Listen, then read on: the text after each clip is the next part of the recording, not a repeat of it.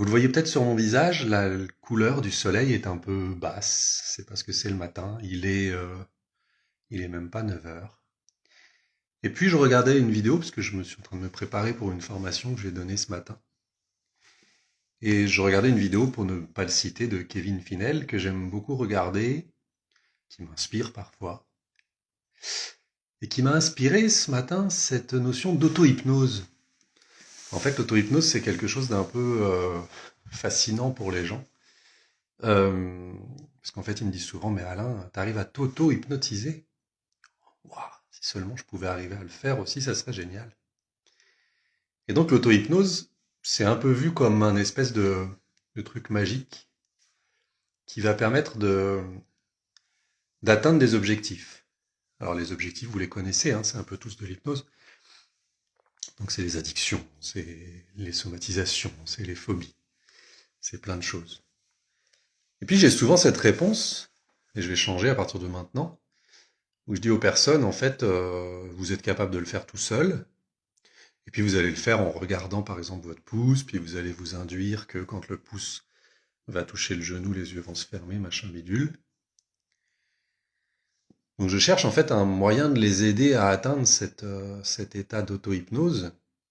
Et ce que je leur dis souvent, c'est que, vous savez, quand vous faites une séance avec moi d'hypnose, en fait, il n'y a que de l'auto-hypnose, parce que si vous n'acceptiez pas de vous laisser aller, finalement, je pourrais me battre autant que je voudrais. Pour que vous y alliez, ça ne fonctionnerait pas. Voilà. Ça, c'était le discours que j'avais avant d'entendre ce que j'ai entendu ce matin de Kevin, qui dit quelque chose qui est très juste. C'est que, je vais essayer de retranscrire sans trop déformer, il ne m'en voudra peut-être pas. Me dit, c'est qu'on est très fort, tous les jours on fait de l'auto-hypnose. Et en fait, on pense pas, c'est-à-dire que, alors, l'hypnose, c'est quoi? C'est un état particulier dans lequel, que l'on va atteindre tous les jours, puisque c'est un état naturel, dans lequel on va s'auto-suggérer, enfin là du coup c'est déjà une notion d'auto-hypnose, dans lequel on va suggérer des choses et ça va créer des changements. Et on pense toujours à le faire pour son bien. Vous savez, le fameux bien et mal. Et on se rend pas compte qu'en fait, tous les jours, on s'auto-hypnotise, c'est-à-dire qu'on se crée soi-même ses problèmes par de la suggestion. On va se les créer par rapport à plein de choses, par rapport aux croyances, principalement ça va être ça, toutes les choses qu'on va se répéter, et qui au bout d'un moment vont devenir une espèce d'habitude. Vous savez, c'est ces phrases où vous dites moi de toute façon, quoi que je fasse, ça se passe toujours comme ça. Moi, de toute façon, dans ma vie, je vis toujours les mêmes schémas. Moi, je fais toujours les mêmes rencontres. Euh, Moi, j'ai toujours ce comportement. Vous voyez, ce genre de trucs. Et c'est des trucs qui, en fait, on peut le représenter une sorte de boucle comme ça, c'est-à-dire qu'on est coincé dedans. C'est un peu comme le hamster. Vous savez, j'aime beaucoup cette image du hamster qui tourne dans sa roue, là, et puis qui, de toute façon, peut jamais en sortir parce qu'il a jamais l'idée de se dire, tiens, bah, faudrait que j'aille sur le côté, puisqu'en fait, là, je suis en train de rouler dans ma roue, alors des fois, je monte, j'arrive quand même à monter, hein, puis hop, chop, je redescends.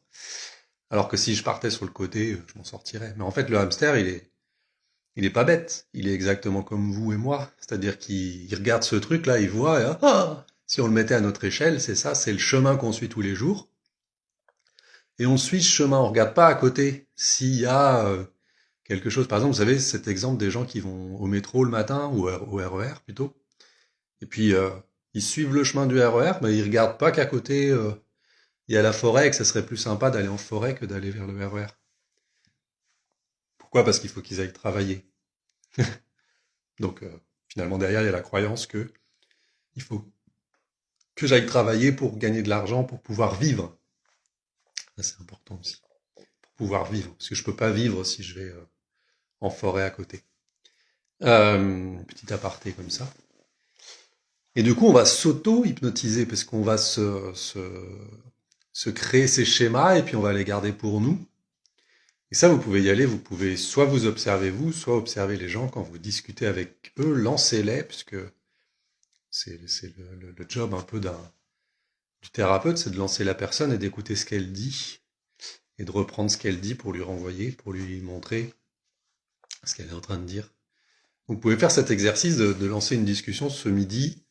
euh, avec vos collègues, avec des amis, avec la famille, comment ça va? Alors, évitez la question comment ça va, plutôt, c'est qu'est-ce qui se passe pour toi en ce moment, par exemple? Ou alors, qu'est-ce que tu aimerais changer dans ta vie, par exemple? Et vous allez voir, dès que vous allez poser cette question, les gens ils vont vous dire, bah, moi j'aimerais bien arrêter d'être stressé, mais tu sais, dans ce monde, c'est pas facile de pas être stressé. Voilà, celle-là, elle est belle. Mais dans ce monde, c'est pas facile de pas être stressé. Alors là, vous pouvez jouer avec eux si vous êtes un peu formé à ça. C'est-à-dire que dans la phrase, il y a deux pas. Donc finalement, pas et pas, ça s'annule. Ça veut dire que dans cette vie, ce serait facile d'être stressé. Ah, oui. Vous pouvez vous amuser avec la personne parce qu'en fait, elle est en train en boucle, et vous le faites pareil. Donner ses schémas, donner ses problèmes, donner les choses dans lesquelles. Vous savez, souvent, même dans les discussions amicales, familiales, les gens, ils vont me sortir leurs problèmes, hein. Ah là là là là. Oh là là, la vie, c'est pas facile, hein. Ah, puis, de toute façon, tu sais, c'est comme ça, hein, on peut pas y faire grand-chose. Hmm. Bah, c'est pas faux, hein. C'est pas faux parce qu'en fait, quand on est dans ce schéma, on y reste parce que c'est confortable. Parce que c'est plaisant, parce que finalement, moi j'aime beaucoup cette phrase aussi, comment on serait si on n'avait pas nos problèmes? Aucune idée. Parce qu'en fait, dans ce schéma d'auto-hypnose, hein, cette auto-hypnose qu'on se crée tous les jours, avec toutes les choses qui se passent dans notre vie, tous les événements qui se passent, et puis qui vont rajouter une couche. Voilà, tu vois, moi de toute façon j'ai toujours des problèmes de santé. Puis hop, vous allez voir la personne, elle va vous raconter qu'hier elle est allée aux urgences parce que bah, d'un seul coup elle a senti son cœur qui commençait à battre plus fort que d'habitude, donc elle est allée voir aux urgences, quoi. Puis tu vois, du coup, j'ai toujours un problème, quoi, j'ai toujours quelque chose. Et bah finalement, ces schémas, ça nous permet d'exister, ça nous permet d'être qui nous sommes. Avec cette auto-hypnose, on peut très bien décider de changer, puisqu'on l'utilise en fait, cette auto-hypnose, pour rester coincé dans nos schémas limitants. Mais si aujourd'hui, on décidait d'utiliser cette auto-hypnose pour créer des changements, pour créer un état différent, en fait, l'être humain, il est capable de tout. Il est assez fort. Moi, je le vois tous les jours avec les gens que j'accompagne. Les gens, ce qu'ils font, je leur montre pas, mais je me dis, waouh, le mec a réussi en 2 séances à arrêter de fumer, quoi. Vous vous rendez compte? Il a arrêté un schéma qu'il avait ancré pendant plus de 30 ans. Pendant plus de 30 ans, à raison de, je sais pas combien, 6 cigarettes par jour, il a intégré ce schéma qu'il était fumeur. Que sa raison de vivre, presque, parce que quand même, quand on fume 6 cigarettes par jour, et encore je suis gentil, ça devient une espèce de compagnon de vie, en 2 séances, c'est-à-dire en 2 heures, il a changé ce schéma et il a transformé sa vie. Là, je vous parle des fumeurs, mais après, je peux parler de toutes les choses. Et ben, il va vous dire quoi? Il va vous dire déjà, bah ouais, enfin moi j'ai rien fait, c'est vous. Bien sûr, c'est moi. C'est-à-dire que moi, avec ma baguette magique, j'ai forcé que tu arrêtes en 2 heures quelque chose que tu avais ancré sur 30 ans. Oui, oui. Mais toi, par contre, pendant 30 ans, t'as pas du tout créé ton problème. Puis tu l'as pas du tout gardé, puis tu l'as pas du tout intégré, puis tu l'as pas du tout fait en sorte que ce soit ton identité. Non, non, bien sûr. T'as pas eu cette force. T'as pas eu cette force de te créer ton problème, de te créer ton addiction. T'as pas eu cette force de te créer tes douleurs. T'as pas eu cette force de te créer tes peurs. T'as pas eu cette chance de... Voilà, il y a plein de choses. Alors après, il est une chose évidente, c'est que ces, ces choses, ces comportements, ces schémas ne nous viennent pas de nous. Deuxième effet qui se coule. C'est-à-dire que les schémas, les choses qui nous arrivent, moi j'adore cette vidéo, j'arrive à la retrouver, à la repartager, je l'ai vue une fois comme ça, on m'avait partagé. C'est une dame qui dessine en fait avec des post-it une personne et qui enlève les post-it au fur et à mesure pour faire comprendre qu'en fait nous ne sommes que les idées, les pensées, les fonctionnements que les autres nous ont donnés. C'est-à-dire que quand vous êtes enfant, vos parents vont vous donner des schémas. Ensuite, vous allez commencer à rentrer à l'école et l'école va vous rajouter une couche, va vous rajouter des post-it, va vous donner d'autres schémas. Il va vous classer dans des cases. Il va vous dire, toi, tu seras nul en maths. Toi, de toute façon, quoi qu'il se passe, je regardais mon bulletin scolaire là de longtemps, hein, de bac là, juste pour voir un petit peu. Il y a un phénomène qui est marrant à faire quand vous regardez comme ça à un certain âge vos bulletins scolaires. Vous avez une dissociation, c'est-à-dire que c'est plus vous que vous regardez. C'est tellement loin que vous avez l'impression de regarder le bulletin scolaire de vos enfants. Et je voyais que chaque trimestre, on me disait celui-là, il arrivera à rien. J'ai vu un commentaire général, ne fout rien, quelque chose comme ça. Et chaque trimestre, de chaque année, parce que j'ai plusieurs années comme ça, on remettait les mêmes trucs. Mais personne, à aucun moment, ne s'est dit, peut-être que je peux l'aider. Peut-être que je peux voir, parce que c'est quand même bizarre, il y a une répétition de choses comme ça. Il peut pas être nul, cet enfant. Vous voyez, ne serait-ce que d'avoir la curiosité. Ça serait changer un schéma. Ça serait aller en dehors de ce que le système veut. Quelque part, il y a une volonté de nous garder dans ce truc de il est nul. Et puis après, vous avez l'autre élève. Oh là là, quoi qu'il fasse, il y arrivera toujours. Voilà. Et puis vous verrez, il y a quelque chose d'assez étonnant, moi j'ai pu l'observer, c'est que quand on est nul, bah on est nul. Donc l'école nous dit, bah vous êtes nul. Bon bah vous, votre chemin, il est quasiment tracé. Et puis quand on est bon, alors on est bon, mais en fait, on le montre. Donc celui-là, il se la pète. Donc en fait, il n'y a jamais de niveau qui aille. Donc pendant tout ce temps, l'école m'a schématisé dans quelque chose où j'étais nul. Sans regarder que, avant, l'année d'avant, parce que du coup c'était en bac, donc avant en BEP, j'avais fini premier de ma classe, troisième, pardon, pour être gentil, je triche sinon. J'avais fini troisième de ma classe. Donc j'étais pas nul. Mais en fait, on regarde pas, on regarde à l'instant T ce qui se passe. Et on va surtout pas aider la personne.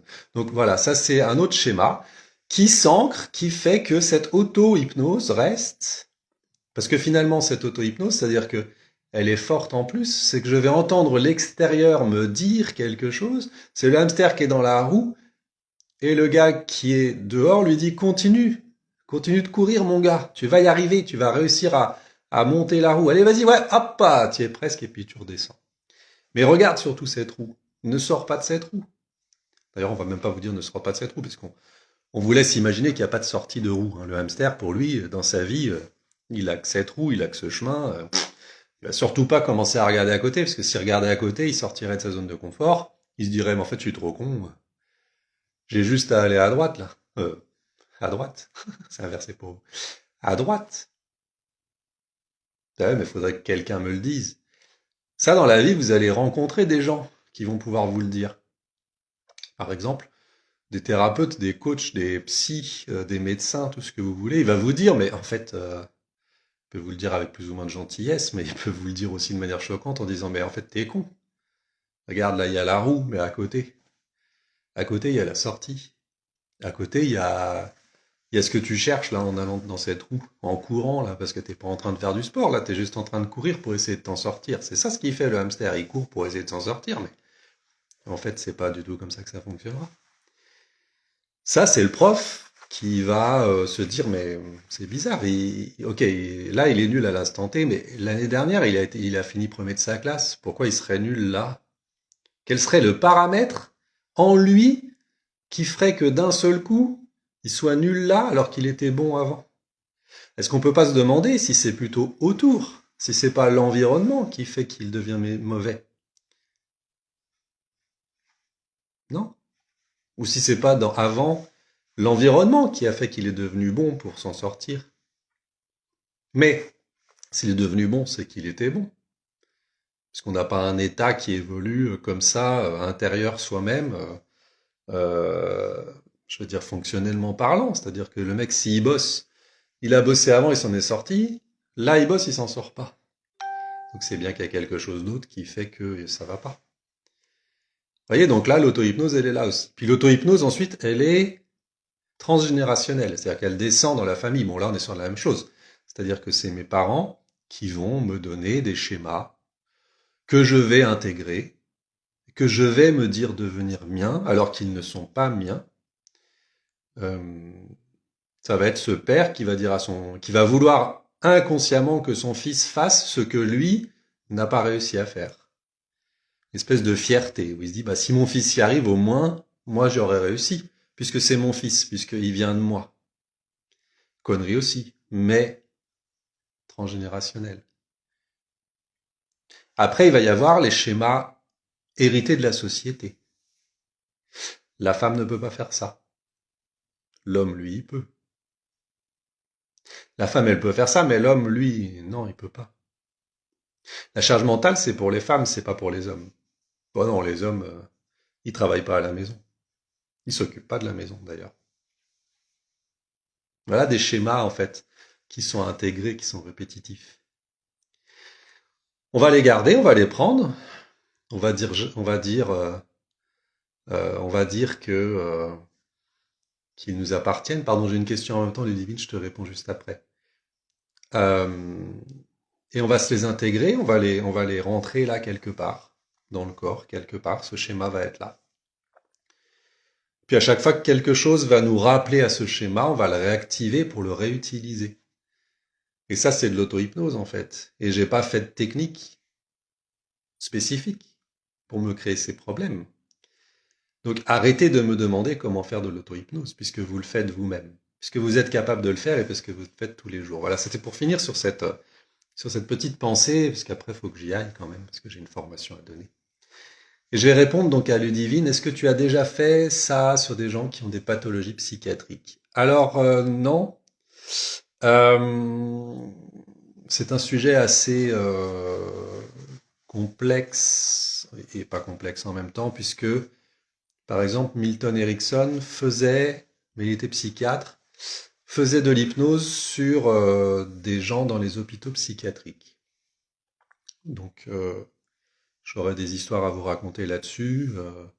Il travaillait vraiment sur des cas très compliqués et il voyait des changements. Mais c'était dans un cadre vraiment psychiatrique. Il était psy, hein. Donc il avait des compétences que les hypnos n'ont pas en général, sauf des personnes qui seraient psychiatres, bien sûr, et qui feraient de l'hypnose. Tout dépend des pathologies psychiatriques. Je vais finir là-dessus, c'est un peu une aparté, mais elle est très intéressante cette question. Le principe de l'hypnose, c'est que l'on va dissocier la personne. La dissociation, c'est cet état dont je vous parle souvent, où on est là et pas là en même temps. Mais qu'est-ce qui se passe, c'est que on écarte le conscient et l'inconscient pour avoir accès à l'inconscient. Donc on va le faire monter, même si c'est pas le cas, c'est plutôt l'inverse, c'est le conscient qu'on va faire descendre. Mais bon, on va dire qu'on va faire monter l'inconscient et faire en sorte que le conscient soit un peu plus bas. C'est ça qui crée cet état où on se dit, c'est bizarre, je sais pas ce que je suis en train de faire. Cet état-là, cet état dissociatif, c'est exactement ce qui se passe déjà dans une personne qui a une pathologie psychiatrique. C'est-à-dire que un schizophrène dissocie tout le temps. Un bipolaire dissocie, mais pas tout le temps. Des fois, il dissocie, des fois, il rassocie. Euh, ouais, c'est ça. C'est déjà hyper compliqué pour ceux qui ont une dissociation, parce que tu prends un risque à faire de l'hypnose, à encore plus dissocier et à ancrer dans cet état dissociatif. Et donc du coup, tu vas être contre-productif, tu vas vraiment. Donc après, il y a une hypnose associative, c'est-à-dire qu'on va pas dissocier du tout la personne, mais je trouve ça un peu touchy parce que même si on sait ce qu'on fait, hein, bien sûr, quand on fait de l'hypnose, on maîtrise pas totalement l'état de la personne. Moi, je le vois par exemple, je fais rien et puis la personne elle va dissocier à mort, bah, parce qu'en fait elle a par principe une envie de dissocier. Euh, mais quand c'est une personne qui a une pathologie, non. Moi, par exemple, je prends pas de personnes qui viendraient me dire, moi, je suis bipolaire, moi, je suis schizophrène, moi, je suis, voilà, je prends pas ce risque. C'est un choix personnel. Il y a des hypnos qui le font sans doute, hein. Euh, moi, je dirais, moi, c'est un point de vue personnel, mais je dirais, faites attention. Pour moi, l'hypno ne maîtrise pas tout ce qui se passe. Et donc, de le faire peut-être plutôt, effectivement, avec un psy, pourquoi pas. Tout dépend de ta demande et le besoin de la personne. mais d'aller voir vraiment avec un psychiatre qui là pratiquera l'hypnose et qui a l'habitude de ce genre de personnes et de ce qui va pouvoir se passer. Ne faites pas ça avec des hypnos qui ne sont pas du corps médical. Voilà, c'est tout ce que je dirais. Bah écoutez, j'espère que j'ai répondu à ta question. Elle était un peu à part, mais merci. Mais finalement, elle rejoint bien ce live que je voulais faire sur l'auto-hypnose que vous utilisez tous les jours. Donc, continuez de garder vos problèmes, continuez de vous créer, enfin, d'animer, d'alimenter vos schémas. Et puis, bah, le jour où vous souhaitez vous sortir de ces schémas, allez utiliser l'auto-hypnose pour en sortir. Mais faites-le avec un thérapeute parce que ça sera beaucoup plus évident, beaucoup plus facile, puisque vous êtes dans vos schémas et moi le premier, je suis dans mes schémas et donc en sortir tout seul, c'est très compliqué, très très compliqué. Donc allez vous faire accompagner. Je vous souhaite une excellente journée. Vous pouvez le voir, la lumière a changé, le soleil s'est déjà levé et moi je pars en formation. Et je vous dis à très bientôt. Au revoir.